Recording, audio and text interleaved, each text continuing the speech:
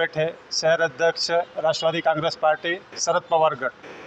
भाऊ, काय सांगणार आहे आता राज्याची जी परिस्थिती आहे महाराष्ट्रामध्ये, पूर्ण महाराष्ट्रामध्ये विधान परिषदेचे चुनाव आहे, त्याबद्दल काय सांग? लोकसभेच्या निवडणुका आता नुकत्याच झाल्या। महाविकास आघाडीला इंडिया गठबंधनला एक चांगलं यश मिळालं।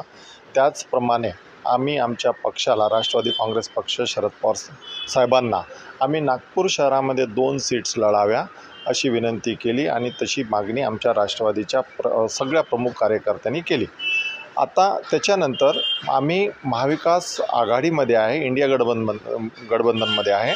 त्याच्यामुळे इंडिया गठबंधनमध्ये किंवा महाविकास आघाडीमध्ये ज्या काही सीट्स सुटतील, जिथून ज्या विधानसभेच्या सुटेल त्या निवडणुका त्या विधानसभा क्षेत्रामध्ये आम्ही लढू। आता 3 ते 4 महिन्यानंतर एक आपला विधानसभाचे निवडणूक येत आहे आणि आपण काय म्हणणार आहे की आपण किती सीटवर लढण्याची आपली तयारी आहे? आम्ही आमच्या पक्षाला 2 सीटा मागितलेल्या आहे। त्याच्यात पूर्व नागपूर 1 आणि दक्षिण नागपूर 1 अशा सीट्स आम्ही मागितलेल्या आहे। आमच्या नेतृत्व प्रयत्न करत आहे, परंतु महाविकास आघाडीमध्ये गठबंधनमध्ये ज्या काही सीट्स सुटतील त्या सीटा आम्ही लढणार आहे।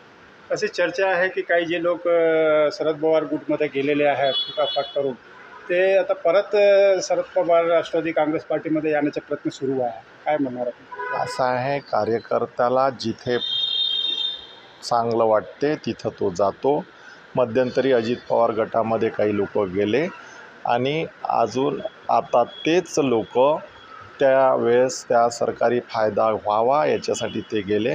आता त्यांना वाटते आहे की महाविकास आघाडीचं, राष्ट्रवादी काँग्रेस पार्टी, शरद पवार साहेबांचं सरकार येणाऱ्या काळामध्ये येतील, म्हणून ते लोक इच्छुक आहेत। तरी आम्ही त्यांचा विचार करू।